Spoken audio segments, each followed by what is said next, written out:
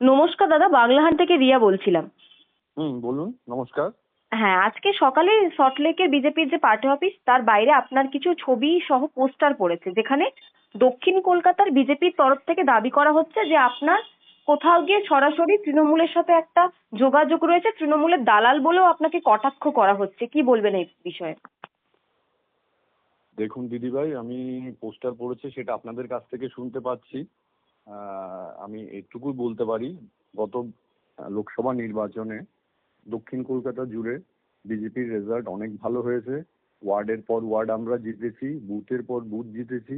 এমনও ওয়ার্ড আছে যেখানে তৃণমূল একটা বুথেও জেতেনি। আর আপনারা ইতিমধ্যে দেখতে পাচ্ছেন মাননীয় বিরোধী দলনেতা শুভেন্দু অধিকারী মহাশয় দক্ষিণ কলকাতা নিজেই দেখছেন এবং ভবানীপুর নিয়ে সক্রিয় হয়েছেন। তাতেই তৃণমূল ভয় পেয়েছে এবং তৃণমূল জানে বাংলার হিন্দুরা এক কাট্টা। 26-এ তৃণমূলের বিদায় হবে, 26-এর নির্বাচন তৃণমূলের শেষ নির্বাচন।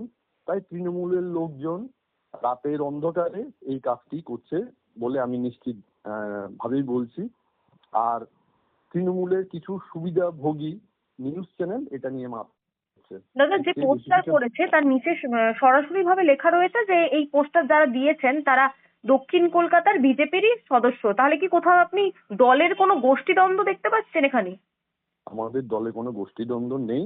আমাদের দল গণতান্ত্রিক দল। কারো কিছু বলার থাকলে জেলা অফিস আছে এবং রাজ্য অফিসও আছে, তারা গিয়ে কথা বলতে পারে। দলের যদি কেউ থাকতো তারা সামনে এসে কথা বলতো বা বলতো। রাতের অন্ধকারে পোস্টার পড়ছে মানে আপনারা বুঝতে পারছেন।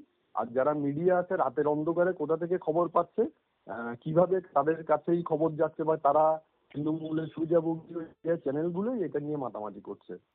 এর বেশি কিছু আমার আর বলার নেই। ধন্যবাদ। বেশ কয়েকদিন ধরে আপনার নামে রীতিমতো পোস্টার নিয়ে সরগরম সোশ্যাল মিডিয়া।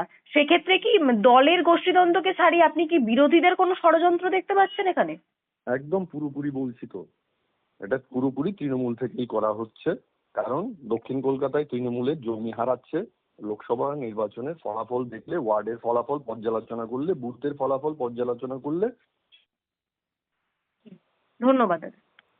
নমস্কার। বাংলা হান্টের আরও খবর দেখতে নজর রাখুন। বাংলা খবর মানেই বাংলা হান্ট।